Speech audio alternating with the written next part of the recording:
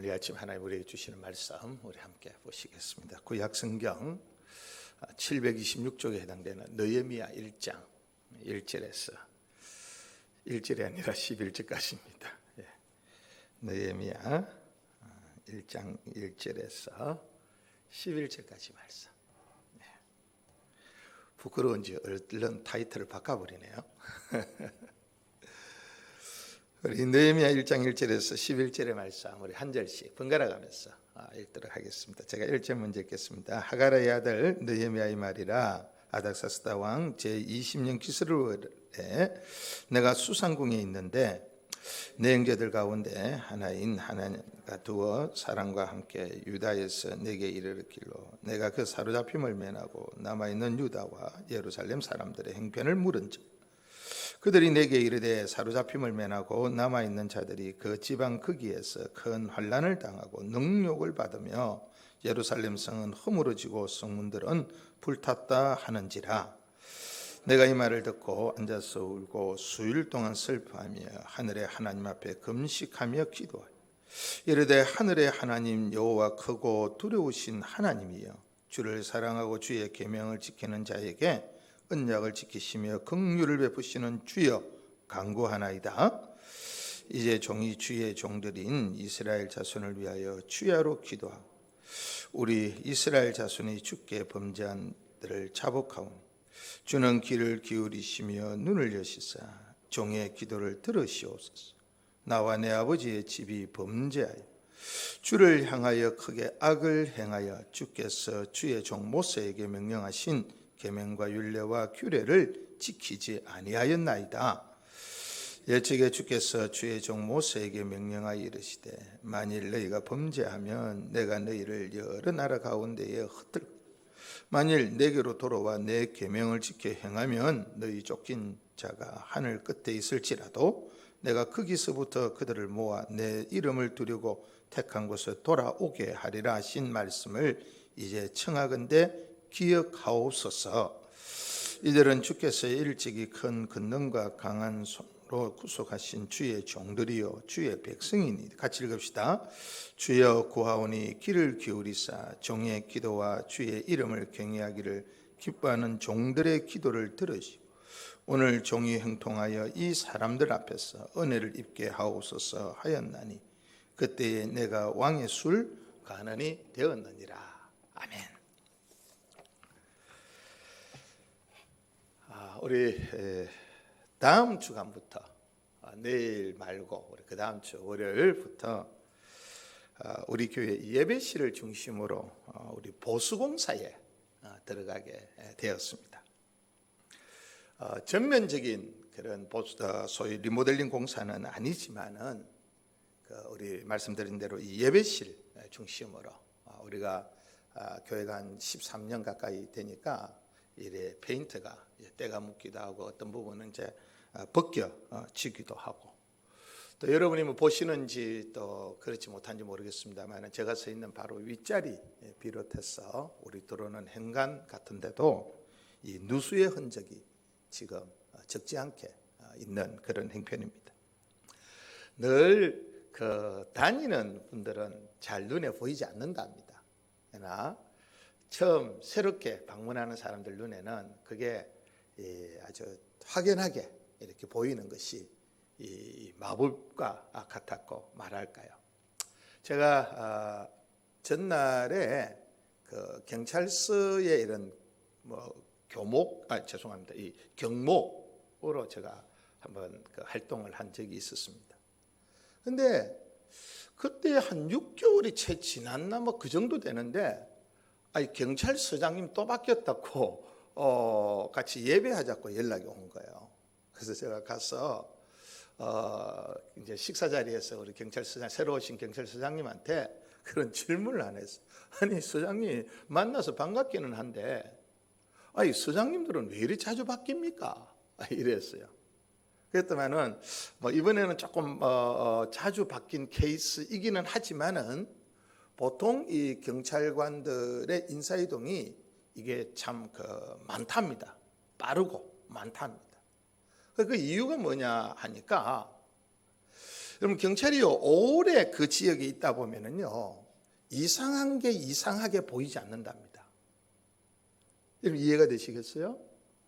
근데 이제 그 막 새로운 데를 가면은요 전봇대 밑에 봉투가 하나 있어도요 여기 왜 봉투가 있지? 봉투를 꾹꾹 찔러보고 열어보기도 한다. 그러면서 여러분 우리가 더 이상 말하지 않아도 그런 흔적들을 찾아낸다. 늘 있으면 그게 보이지 않는답니다. 그러나 새롭게 가게 되고 새롭게 오게 되면 그것이 이상하고 낯설고 그것이 확연하게 보이는 것이 이게 뭐랄까요? 시선의 마법이라고 그렇게 말할 수 있을 것 같습니다. 어쨌든 그런 흔적들이 지금 우리 곳곳에 그렇게 있는 형편입니다. 그런가 하면 이제 겨울이 우리 다가오는데 우리 사실 저 유아실이라고 하지만은 저게 사실은 난방이 안 들어옵니다. 여러분 참 이게 이제 우리 설교가 이게 지금 올라가면 참 뭐랄까요? 이 스스로 망신하는 일이 되는데 뭐 어쩌겠습니까? 제도 고백하는데 우리 현실을 이야기하고 망신하고 바꾸면 되지 않겠어요? 그런가 하면 여러분들 우리 교회 바깥을 보면은요 교회가 참 뭡니까 전원 분위기 속에 이렇게 탁 자리 잡아서 멋지긴 하지만은 여러분 우리 외벽에 물때가 끼어 가지고 지금 뭐랄까요 검고 흰색이 이게 좋게 말하면 참 멋진 이 어떤 예술적 감각을 나타냅니다만은 왜냐하면 블랙 앤 화이트, 화이트 앤 블랙. 그래서 아주 예술적인 감각을 나타냅니다만은 그러나 좀 보기에 그렇게 썩 편치 않는 그런 이 외벽의 형편입니다. 등등 크고 작은 이런 것들이 이제 우리 교회가 건물을 지은 지 한 10여 년이 되어지면서 나타나고 해서 이제 좀 보수 수리를 생각을 하게 된 겁니다. 말씀드린 대로 이제 전면적인 리모델링은 아닙니다만은 적어도 이 반쪽 리모델링은 되지 않을까 생각합니다. 그런데 이런 일이 처음부터 이렇게 작정되어지거나 계획되어진 것은 아닙니다. 또한 지금 뭐 코로나나 이런 등등으로 인해서 여러 가지 상황이 우리가 이런 것을 하기에는 적합지 않는 그런 상황이라고 우리가 또 말할 수도 있을 것 같습니다. 그래서 처음부터 이런 이야기가 나왔던 것은 아닙니다. 우리 가장 기본적으로 우리 교회 내부의 이 벽을 좀 우리 페인트 칠을 하고 우리 외벽에 이제 페인트를 하는 정도로 이야기가 시작되어졌습니다. 이제 그러다가 이왕에 그렇다면 왜냐하면 이 이왕이란 말은 뭐냐면 이게 이제 페인트를 하려고 하면 여기 붙어 있는 모든 이 장비들이든지 이런 것들 전선이든지 이런 것들을 다 걷어내야 되거든요. 그리고 이제 이 공사를 하면 우리가 많은 이 의자들을 우리가 전부 중간으로 다 넣어야 되고 전부 비닐로 전부 다 덮어야 돼. 이런 수고를 우리가 이왕에 하는 거라면 우리가 이 페인트로 끝나지 말고 여기에 방염 불이 나면 최소한 30분 정도죠. 30분 1시간 정도에 불이 번지지 않게 하는 이 재료를 방염 재료라 하거든요. 그래서 이 방염 이 판넬로 우리가 전부 외벽을 이 벽을 교회 벽을 우리가 그렇게 붙이는 공법으로 하자는 그런 의견이 나오게 되면서 이 처음에 말씀드린 대로 일이 여기까지 이제 이렇게 번지게 되어진 겁니다. 이제 이쯤 되어지면 지금 앉아 계시는 분들도 속으로 돈이 어디 있노? 이런 생각을 할 수도 아니겠습니까? 이런 이야기를 했던 우리 당의 장로님들도 여전히 이런 이야기를 하다가 어느 지점에 이르러서는 이제 재정적인 문제에 봉착하게 되어졌습니다. 이제 페인트 칠하는 정도라면 우리 교회가 정해놓은 일반 보수 경비로 얼마든지 그렇게 감당을 할 수가 있습니다. 그런데 말씀드린 지금 이거는 그 범위를 훨씬 넘어서는 그런 범위가 되어집니다. 그런데 참 감사하게도 이런 이야기를 하는 중에 몇 분들이 또 거기에 대해서 이제 그런 이야기도 있었습니다. 요즘과 같은 때 이제 이런 안을 가지고 우리가 재직회를 소집하고 또 재직회에서 특별헌금을 우리가 결의하기에도 시기적으로나 또 상황적으로 이게 적합치 않다라고 하는 그런 인식, 뭐 성도님들만 하시는 것이 아니라 우리 당에도 교회를 이끌어가는 사람들도 그렇게 또 목사까지도 그렇게 생각을 하고 있습니다. 이런 상황에서 몇 분들이 자신들도 그렇게 이런 상황에 넉넉하지 않지만은 공사비 전액을 자기들이 이렇게 감당을 하겠다라고 작정을 하고 나오신 겁니다. 헌금을 작정하셨다는 것입니다. 그래서 우리가 재정에 대한 그런 부담이랄까요? 그런 거 없이 몇 분들의 그런 헌신으로, 전폭적인 헌신으로 방금 말씀드린 그런 전폭적인 전면적인 그런 리모델링은 아니지만은 그런 정도의 리모델링을 우리가 하게 되어진 겁니다. 그런데 참 감사한 것은 말입니다. 그때에 어떤 한 분이 이런 이야기를 하셨어요. 그 이야기는 목사인 제 마음에 아마 목회를 마칠 때까지, 아니 그 이후에도 계속해서 제 마음에 남을 만한 말씀이었던 것 같습니다. 이런 이야기였어요. 사실은 자기 집을 수리할 때에 교회에 수리할 곳이 보이는 것 때문에 마음이 아팠다는 거예요. 또 자기가 새 차를 구입할 때에 교회의 낡은 차를 보면서 마음이 아팠다는 거예요. 그런데 이번에 이런 기회에 하나님이 자신에게 주시는 마음이 있다라고.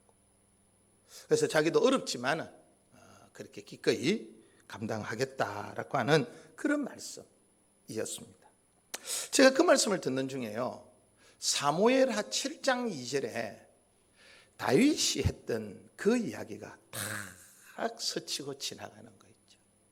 여러분, 사무엘하 7장 2절의 그 배경이 뭐냐면, 다윗이 이제 그 이스라엘을 다 이제 세우고 왕정 제도를 다 세우고 자기의 궁정까지 오늘 여기에 나온 대로 백향목으로 그 궁정까지 다 세웠습니다.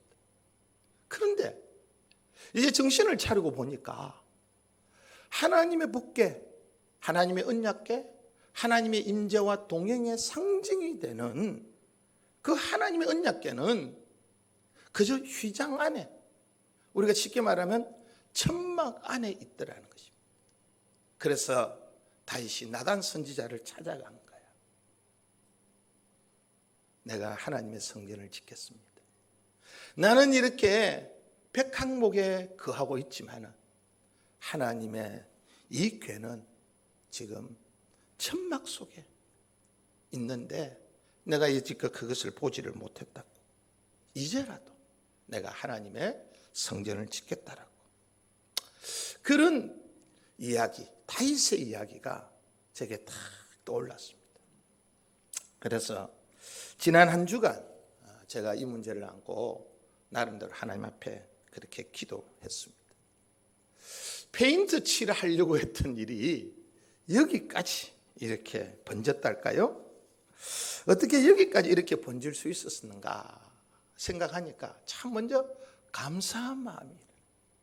감사하는 마음. 추수감사주일이 지났는데 지나자마자 감사한 일이 더 풍성하게 일어나는 거 있잖아요. 근데 또 한편으로는 참 당황스러웠습니다.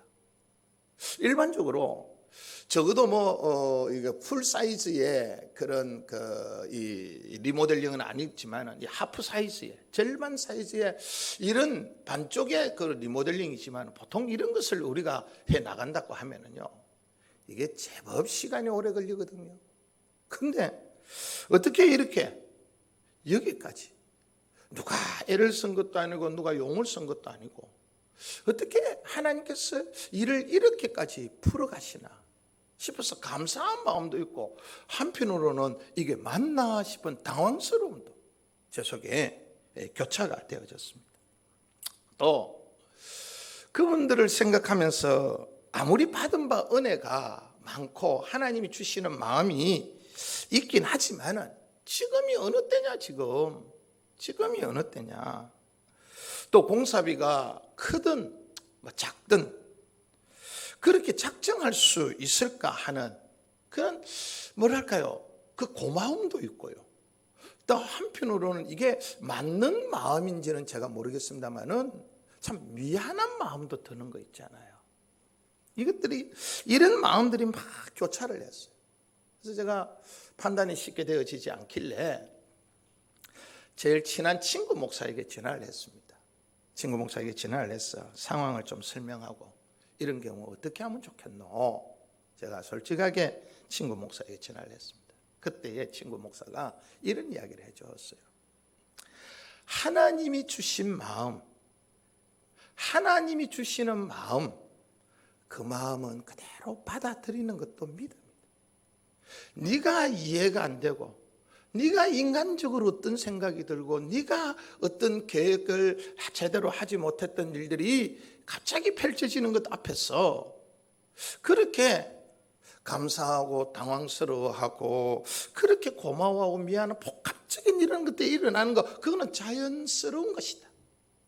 그러나 그때에 하나님이 주신 마음, 그걸 고스란히 네가 이해가 안 되어져도 받아들이는 것이 그게 믿음입니다.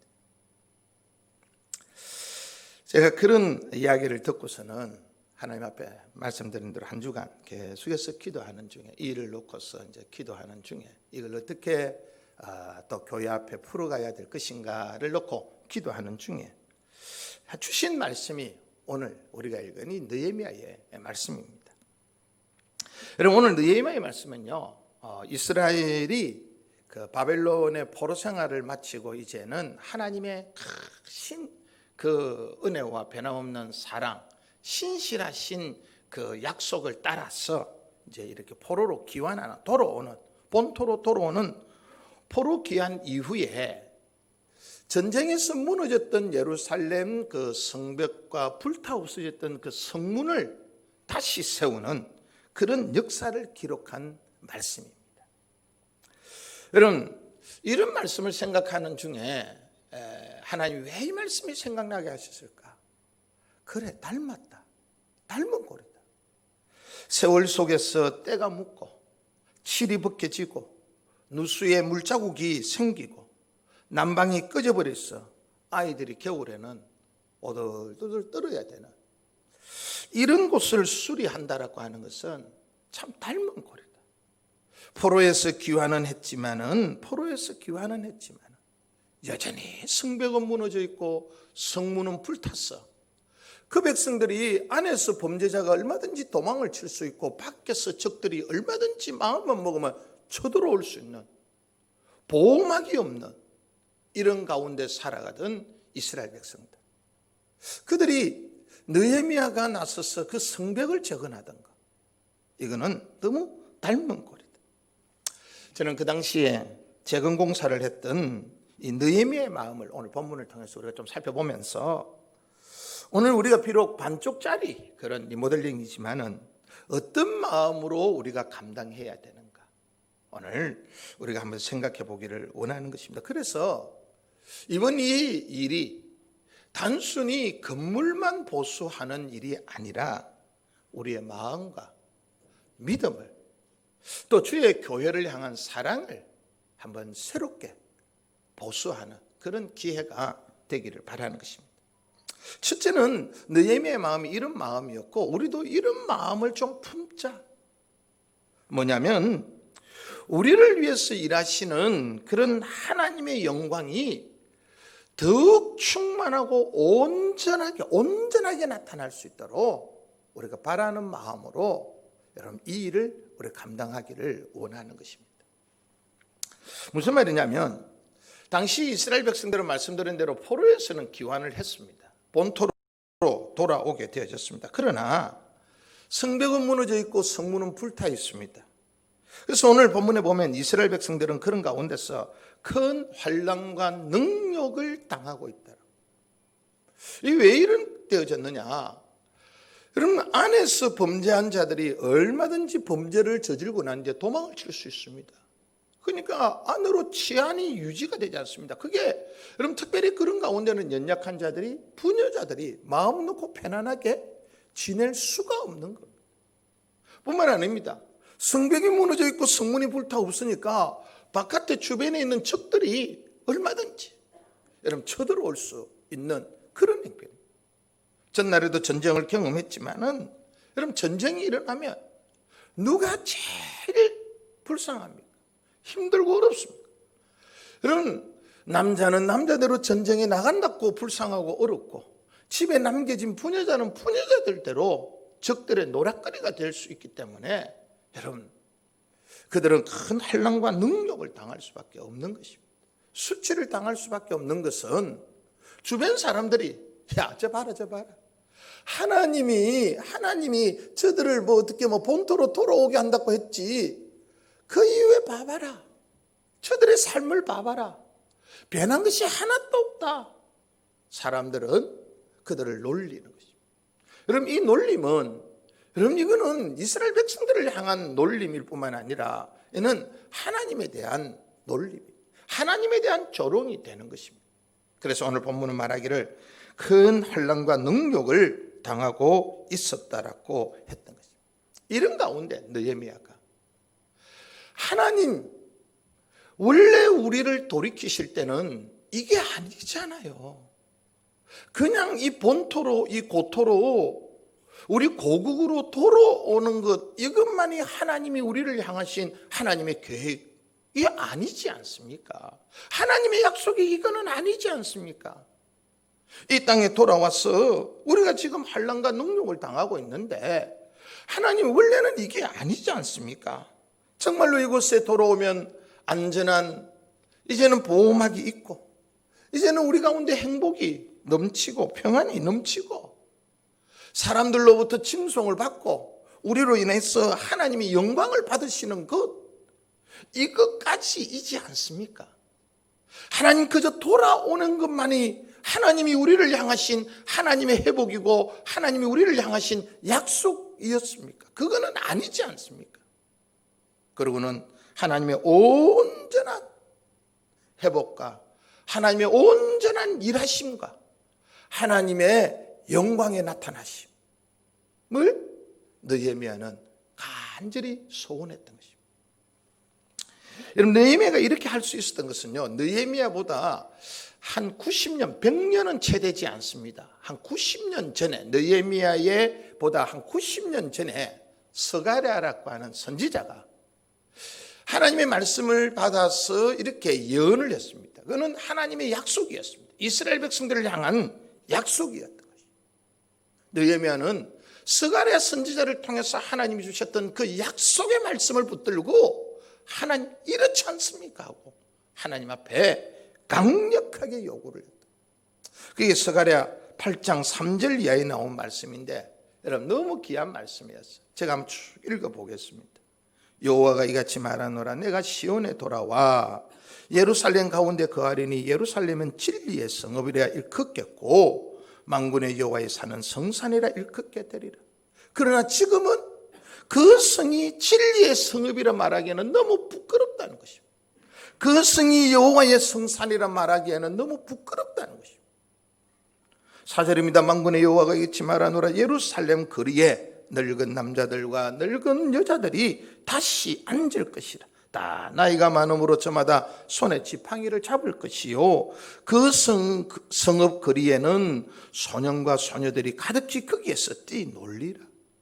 거기에는 연세 많은 분들도 계시고 거기에는 우리 젊은 아이들도 있고 그들이 거기에서 건강하게, 그들이 거기에서 즐겁게, 그들이 거기에서 정말 하나님을 노래하면서 살게 될 것이다라고 하나님 스가랴를 통해서 약속하지 않습니까? 그런데 지금 하나님, 내 동족이 살아가고 있는 이 형편을 보십시오. 이거는 아니잖아요. 하나님 그저 돌아오게 한 것만으로 하나님의 약속이 성취된 것은 아니지 않아요. 하나님 이렇게 약속하셨지 않습니까? 스가랴 8장 6절입니다. 만군의 여호와가 이같이 말하노라. 이 일이 그날에 남은 백성의 눈에는 기이하려니와 내 눈에 어찌 기이하겠느냐. 만군의 여호와 말씀. 하나님 기이한 역사, 사람들에게 기이한 역사를 하나님 행한다고 말했는데 이거는 사람들에게 기이한 게 아니잖아요. 하나님, 이거는 사람들에게 조롱거리잖아요. 하나님 약속대로 행하여 주시옵소서 하고 느헤미야가 하나님 앞에 달아붙었던 것입니다. 7절의 말씀입니다. 스가랴 8장 7절. 만군의 여호와가 이같이 말하노라. 보라, 내가 내 백성을 해가 뜨는 땅과 해 지는 땅에서부터 구원하여 내고 8절에 인도하여다가 예루살렘 가운데 거주하게 하리니 그들은 내 백성이 되고 나는 진리와 공의로 그들의 하나님이 되리라. 하나님 이래 말씀하셨잖아요. 근데 하나님의 약속하고는 너무도 다르잖아요. 한 가지밖에 이루어진 게 없어요. 돌아오게 한 것 외에는 하나님은 아직도 하나님이 우리를 향해서 하셔야 될 일들이 남아 있습니다. 하나님의 약속이 아직도 남아 있습니다. 성취되어져야 될 것들이 하나님 아직 남아 있습니다. 하나님의 영광을 우리에게 더욱 충만하게 온전하게 나타내어 주시옵소서. 느헤미야는 그렇게 하나님 앞에 작정하고 기도하고 그 일에 자신을 드리기로 결단했던 것입니다. 여러분, 이런 느헤미야의 마음을 보면서 여러분, 우리가 이번 공사를 어떤 마음으로 해야 되는가? 물론 우리가 하는 공사는 아닙니다. 공사하는 인부들이 하셔야 되겠죠. 그러나 우리 마음에 빛바란 벽에 그냥 페인트를 칠하고 판넬을 갖다 붙이는 그 정도가 아니라 외벽에 물때 묻은 저 벽을 그냥 칠하는 정도가 아니고 하나님의 영광으로 우리 가운데 충만하게 하여 주시옵소서. 하나님의 그 광채로 이 벽을 발라 주시옵소서. 하나님의 영광의 온전한 그 광채로 하나님 우리 헤어른교의 벽을 발라 주시옵소서. 이런 마음으로 이 공사를 감당할 수 있기를 바라는 것입니다. 두 번째로 느헤미야는 어떻게 그때의 재건 공사를 감당했을까요? 그리고 오늘 우리는 우리에게 주는 교훈이 뭐겠습니까? 이런 것입니다. 우리의 믿음을 새롭게 하는 기회로 삼자라는 것입니다. 느헤미야는 그때에 자기의 믿음을 새롭게 하는 기회로 삼았다는 것입니다. 여러분 4절 이하에 보면 이 성벽 공사를 앞두고서 느헤미야가 하나님 앞에 간절히 기도합니다. 오늘 또 마음이 통했어요. 제가 이 본문을 택한 거 어떻게 알았어요? 그럼 그 찬양이 다름이 아닌 이 느헤미야 바로 이 장에서 바로 나왔던 찬양이거든요. 그는 하나님 앞에 기도를 회복합니다. 무엇보다도 기도를 회복합니다. 여러분 4절 이후에 보면은요, 여러분 4절만 한번 봐도요, 울고 수일 동안 슬퍼하고 하나님 앞에 금식하고 기도한다라고 이야기합니다. 5절 후반에 봐도 간구한다라고 하는 이야기가 나옵니다. 6절에 보면 주야로 기도한다라고 말합니다. 그런가 하면은요, 여러분 8절 이후에도 계속해서 그가 하나님 앞에 기도한다라고 하는 모습이 나타납니다. 마지막 11절에 종의 기도와 주의 이름을 경외하는 기뻐하는 종들의 기도를 들으시옵소서. 기도로 얼룩져 있습니다. 여러분 그는 정말 기도를 회복합니다. 두 번째는요, 그는 하나님에 대한 고백을 회복합니다. 하나님에 대한 고백을 회복합니다. 여러분 결혼해서 사시는 분들, 여러분 이 사랑의 고백을 회복하는 것이 얼마나 중요한가 아시지 않습니까? 느헤미야는 지금 하나님에 대한 고백을 회복하고 있습니다. 5절 이르되 하늘의 하나님 여호와 크고 두루우신 하나님이여 주를 사랑하고 주의 계명을 지키는 자에게 언약을 지키시고 긍휼을 베푸시는 주여. 그는 하나님에 대한 고백을, 왜요? 여러분 포로 생활을 하면서 지칠 대로 지쳤던 사람 중에 하나가 느헤미야였습니다. 하나님이 보이지 않는 것 때문에 그는 하나님을 잊어버릴 만한 사람이었습니다.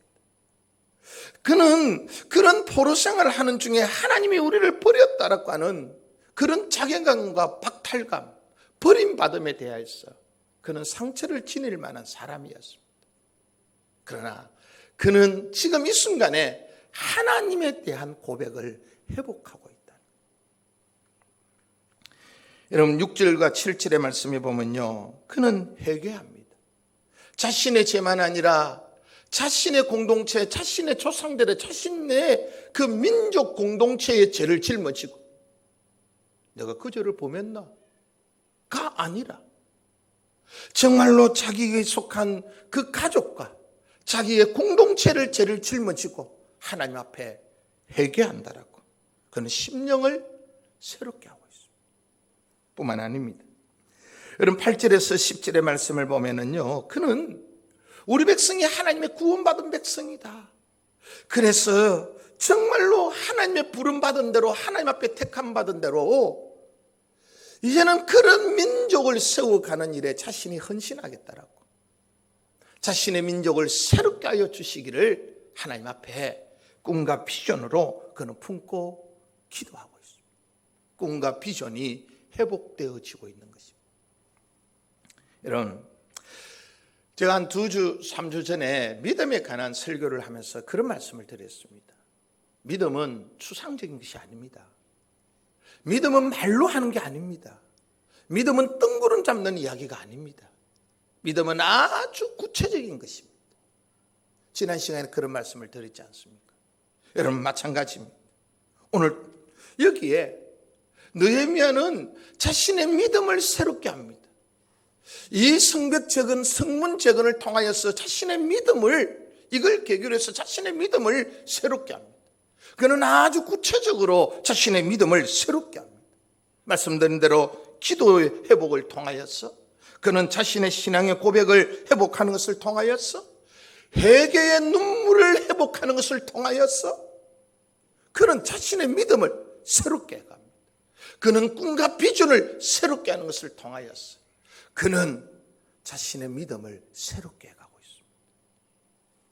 사랑하는 성도님들, 간절히 바라는 것은 이번에 우리가 이렇게 하는 보수공사가 다시 한번 단순히 벽을 수리하고 단순히 허물어진 것을 수리하는 그런 건물 보수가 아니라 우리의 허물어진 믿음을 보수하는, 새롭게 하는 기회가 되기를 축복합니다. 그거는 뜬구름 잡는 소리가 아닙니다. 그거는 말로 하는 것이 아닙니다. 그거는 갈록으로 하는 거 아닙니다. 정말로 하나님 앞에 기도를 회복하고 신앙의 고백을 회복하고 회개를 통하여 심령을 새롭게 하고 정말로 꿈과 비전을 새롭게 하는 그런 기회가 되기를 바라는 것입니다.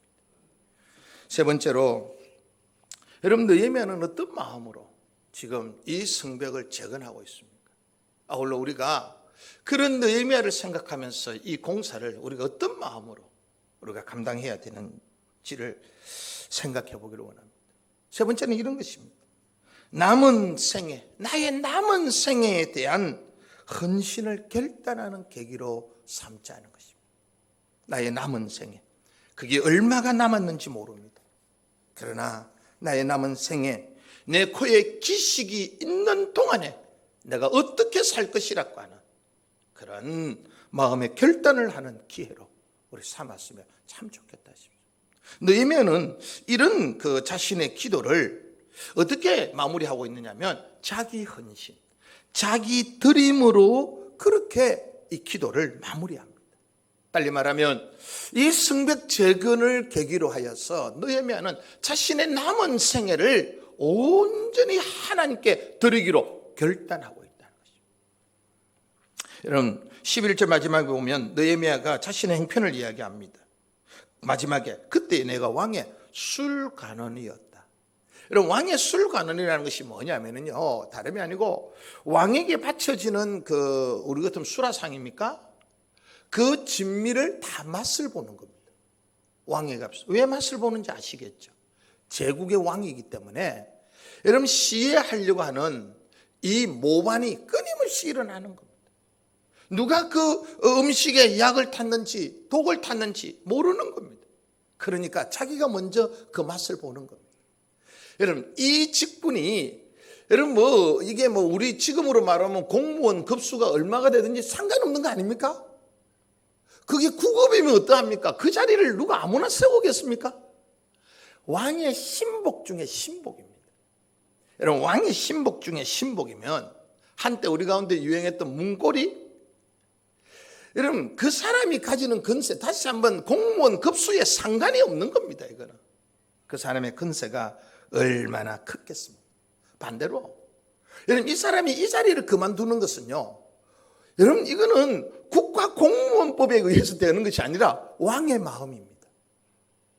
여러분 혹시나 왕이 이렇게도 오해할 수 있습니다. 네가 이것을 그만두려고 하는 것은 네가 무슨 짓을 했구나, 네가 지금 뭔가를 작당을 하고 있구나. 얼마든지 왕이 그에게 올가머리를 덮어 씌울 수 있는 이런 상황, 특별히 제국시대에 여러분 왕과 신하의 관계는 그게 단순히 지금 대통령과 공무원의 관계가 아닙니다. 이거는 그야말로 주인과 종의 관계입니다. 여러분 이런 가운데서 주인인 이 왕이 이 느헤미야로 하여금 자기가 먹은 이 마음, 성벽을 재건하고 불탄 성문을 다시 세우는 일을 위하여서 자신이 자기의 고향으로 돌아가고 거기에서 그렇게 일하는 것은 왕의 허락이 없어는 불가능한 것입니다. 그래서 느헤미야의 마지막 기도가 뭡니까? 이 사람에게서 내가 은혜를 입게 해 주옵소서. 이건 다름이 아니라 왕이 내 이 결단을 받아줄 수 있게 하여 주옵소서. 내 이 헌신을 왕이 받아들일 수 있게 하여 주옵소서 라고 그가 기도했던 것입니다. 이는 무슨 기도입니까? 자신의 마음이 정해졌다는 것입니다. 이 고관대자, 문고리로서 이 근세가 많은 거, 이거 세상에서 누릴 수 있는 이 부귀영화, 이거 내 다 버리고 내 동족 가운데 나타나야 될 하나님의 그 영광을 위하여서 내가 내 남은 생애를 다 바치겠다는 것입니다. 느헤미야는 이 결단을 한 것입니다. 여러분 이번 이 공사를 통하여서 우리가 이런 결단을 하나님 앞에 할 수 있었으면 참 좋겠다 싶습니다. 그냥 단순히 벽에 칠을 다시 바라는 것이 아니라 나를 이 벽에 박아버리는, 단순히 저 벽면에 그냥 우리가 칠을 다시 바라는 것이 아니라 내 남은 생애를 거기에 박아버리는, 여러분 이런 일이 일어날 수 있다면 여러분 이건 놀라운 역사이지 않겠습니까? 어제 여러분들 혹시 이런 뉴스를 들으셨거나 보셨는지 모르겠습니다. 이번에 우리 젊은이들 애플 아이폰 12, 아이폰 12, 야 우리 애가 그걸 가지고 싶어가지고 그래서 제가 안 된다 이랬어요. 안 된다. 그런 정말 가장 신제품, 지금 미국의 애플사에서 내놓은 출시한 아이폰 12. 여러분 그런데 참 기분 좋은 뉴스였습니다. 이 아이폰 12가요, 이 안에 부품이 엄청나게 많이 들어가 있지 않겠습니까? 그런데 우리 한국 제품이 그 가운데 가장 많이 들어가 있답니다. 퍼센테이지를 냈는데 어떤 기관에서요, 한국 부품이 이번에 새로 나온 세계적으로 곽광을 받는 아이폰 12에 한국 부품이 27.3%가 들어갔다. 그런데 실제로 자기 나라 미국 부품은 얼마가 들어갔느냐? 25.6%가 들어가. 한국이 1등했다. 그동안 우리가 감히 넘볼 수도 없었던 일본, 전자제품 하면 일본 아닙니까? 근데 일본 제품은 그 안에요 13.2%가 들어갔다. 지금 세계에 또 한 마리의 용이라고 큰 소리를 치고 있는 중국 4.7% 들어갔다. 대한민국 제품이요, 지금 세계적으로 각광을 받는 새로 신제품으로 나온 최첨단을 간다라고 하는 이 아이폰 12에 27.3%, 미국보다도 훨씬 더 우리 부품이 많이 들어갔다. 얼마나 자랑스러워. 제가 그 뉴스를 보면서요, 그런 생각이 들었어요. 이런 생각이 들었어요. 여러분 핸드폰 6개월 쓰고 1년 쓰면 이제 버벅대기를 시작합니다. 혹시나 여러분들 이번 주 수요일도 그랬고 그 전에도 한번 그랬는데 우리 온라인 우리 영상에 이렇게 나오면 이래 뭐랍니까 이게 렉 걸렸다고 하잖아요. 이래 동그라미가 계속 돌면서 화면이 안 뜨는 경우 있죠. 그게 여러분 여러 가지 추측이 되는데 이 유튜브 자체의 서버의 부하일 수도 있고요. 아니면 저 같은 경우는 제가 이거는 뭐 전문가가 아니기 때문에 제가 이제 이렇게 제가 살펴본 바로는 제 핸드폰이 그 지금 전송되는 이 화면의 용량을 감당이 안 되는 거예요. 들어오는 용량이 크고 내 핸드폰에 남은 공간이 적으면은 돌릴 수 있는 양이 안 되면 이게 이제 버벅대는 거예요. 그때는 제가 이참에 말씀을 드릴게요. 핸드폰을 완전히 한번 끊다가 다시 시작하십시오. 그리고는 우리 영상을 보면은 영상이 깨끗하게 나오더라고요. 모르겠습니다. 또 다른 기술적인 그런 문제가 있는지는 모르겠습니다만은 어쨌든 그럼 이와 같이 우리 핸드폰 6개월 쓰면요. 제가 산지 6개월도 안 됩니다. 지금 새거 산지가. 예. 여러분 6개월 쓰면 이미 버벅대기 시작합니다. 1년 되면 우리가 화면을 보고 막 때립니다. 그렇게 6개월, 1년 되면 이게 고물이 됩니다. 아무리 좋은 아이폰 12도요. 여러분 2년 지나면은요 고물이 됩니다. 근데 제가 이런 생각이 들었다는 거예요. 아니 6개월 쓰고 1년 쓰고 한 2년 쓰면 완전히 고물이 되는 그런 핸드폰 안에 부품으로 쓰임 받았다라고 하는 거. 대한민국 제품이 그런 핸드폰 고작 그 정도 핸드폰에 우리 부품이 사용됐다는 것이 그렇게 자랑스럽다면 주님 오시는 그날까지 아니 영원히 든든히 서 있을 주께서 피 흘려 사신 이 교회에 우리가 부품은 아니지만 그렇게 내가 사용되어질 수 있다는 것. 이거 얼마나 자랑스럽습니까? 이거 얼마나 영광입니까? 사랑하는 성도님들, 제가 한번 믿음으로 도전하겠습니다. 믿음으로 도전하겠습니다. 여러분이 세상에 어디에 쓰임받는 것과 이 교회에 쓰임받는 것 어느 것이 영광스럽습니까? 여러분의 자녀들이 어느 대학에 들어가고 여러분의 자녀들이 어떤 회사에 취직하는 것 자랑스럽죠. 기쁘고 즐겁죠. 저도 그렇습니다.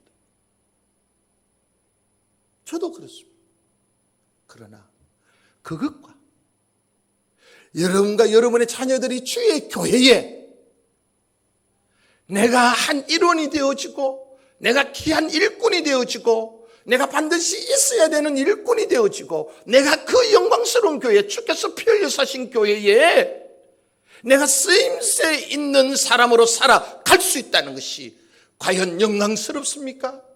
과연 자랑스럽습니까? 과연 그렇게 감사가 넘칩니까? 감격이 됩니까? 자다가도 뻘떡뻘떡 일어납니까? 이 질문에 답하십시오. 하나님 앞에서 여러분의 믿음입니다. 하나님의 교회에 대한 사랑의 정표입니다. 하나님께서도 이 교회를 아끼고 사랑하십니다. 그렇지만은 우리가 아끼고 사랑할 때에 하나님께서 더 아끼고 사랑하신 줄 믿습니다. 여러분이 여러분의 자녀들이 갖고 노는 장난감이 있다 합시다. 여러분, 자녀들이 가지고 놀지 아니하는 아끼지 아니하는 장난감은 얼마든지 내버릴 수 있습니다. 그것이 뭐 어떤 것이든지 간에 값비싼 것이든 간에 자녀가 좋아하지 않으면 내버릴 수 있습니다. 그러나 아무리 그것이 낡고 작동이 되지 않는데도 여러분 내 자녀가 지금도 그것을 아끼고 지금도 그 어린 시절을 추억하면서 지 책상 위에 그것을 올려놓고 있다면 엄마는 함부로 이런 말을 해서는 안 됩니다. 이 땅 그 쓰레기 같은 거 왜 이 위에 올려두었느냐라고. 큰일 납니다. 큰일 납니다. 그거는 버리면 안 됩니다. 무슨 말씀 드린지 아시겠죠? 하나님은 이 교회를 아끼십니다. 근데 어느 만큼 하나님이 아끼신다고요? 우리가 얼마만큼 사랑하느냐에 따라 하나님의 사랑이 결정난다는 것입니다. 하나님의 사랑을 기대하는 만큼, 하나님의 은총을 부어주실 만큼, 하나님의 영광이 이 교회에 드러날 만큼 우리가 그런 소원이 있느냐는 것입니다. 저는 이번 공사가 그런 삐빠른 교회 백이나 보수하는 그 정도가 아니라 영원하신 주의 교회를 세우는 일에 우리의 남은 인생에 한번 못 박아버리는, 그것을 결단하는, 그래서 훗날에 주의 천국에 이르렀을 때에 주님께서 칭찬해 주시는 그런 은혜를 입는 기회가 되었으면 참 좋겠습니다. 내가 주 앞에 간 날 하나님께서 그곳에 이미 와 있는 우리의 믿음의 선진들을 향하여서 야들아 모이라, 야들아 모이라, 김인호가 왔다, 김인호가 왔다. 그 내가 피 흘려 사신 교회 있잖아. 그 김해의 경남, 대한민국 경남 김해 유라동에 그 해오름 교회라고 안 있나? 그 교회 섬기다가 왔다. 야들아 여기 와봐라, 야들아 여기 와봐라. 그 교회가 내 아들 예수 십자가 보혈로 내가 세웠다 아이가. 그 교회 그렇게 섬기다가 왔다. 야가에서 왔다. 하나님이 자랑하는, 하나님의 기쁨이 되는, 하나님께서 온 천국에 믿음의 우리의 사람들을 다 모아놓고서 야가 왔다라고 칭찬 들으시는 여러분의 생애 되시기를 축복합니다. 하나님께서 우리가 주 앞에 갔는데 니 뭐하러 왔노? 니 어느 교회 다녔노? 여러분 뭐라 답하시겠습니까? 뭐라 답하시겠습니까? 결론으로 말씀드리겠습니다. 여러분, 제가 결론적으로 기도 텐텐이라고 하는 것, 이걸 말씀드리면서 여러분을 이 기도의 운동에 여러분을 좀 초청하려고 합니다. 여러분, 이 기도 텐텐은 뭡니까? 여러분, 텐은 10이라는 거잖아요. 이 공사가 마쳐질 때까지는, 매일 저녁 10시에 우리 10분만 우리 해오름 교회를 위해서 기도하죠. 이 안전한 공사가 될 수 있도록 기도할 뿐만 아니라 이번 기회가 느헤미야가 이런 마음으로 감당했던 것처럼 하나님 우리에게도 이런 새롭게 하는 역사가 일어나게 하여 주옵소서. 나에게도, 내 믿음 생활에도, 이 해오름 교회에도. 그래서 매일 저녁 10시에 10분만 기도하자고 해서 제가 기도 텐텐, 글자로 쓰면 기도 1010. 근데 제가 이걸 기도 텐텐이라고 생각했던 이유가 있습니다. 우리 남자분들도 그럴 수 있겠습니다만은 우리 여성분들 저녁에 주무실 때 세안 다 하고, 그죠? 여러분 뭐 합니까? 동동 구르모 바르잖아요. 그러면서 탁탁 때리면서 이 피부가 뭐 하기를? 탱탱해지기를. 그거하고 발음이 비슷한 거 있죠? 저녁에 여러분들, 제가 왜 10시를 택했느냐?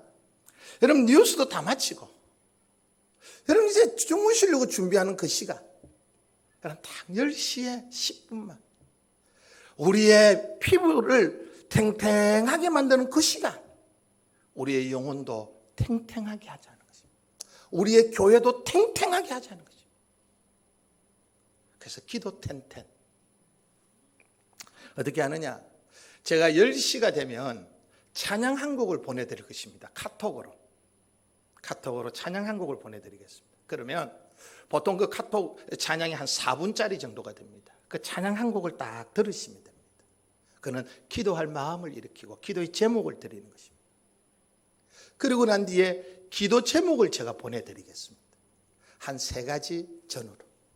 그 기도 제목을 제가 바로 이어서 찬양이 마치고 나면 제가 바로 카톡으로 보내드리겠습니다. 그러면 그 기도 제목을 숙지하시고 그 찬양을 다시 눌리십시오. 그러면 다시 재생이 되겠죠? 그 찬양 소리가 나오는 중에 여러분이 그 기도 제목으로 우리 통성기도 하듯이 그냥 기도하시면 됩니다. 그리고 끝나면 됩니다. 이게 딱 10분입니다.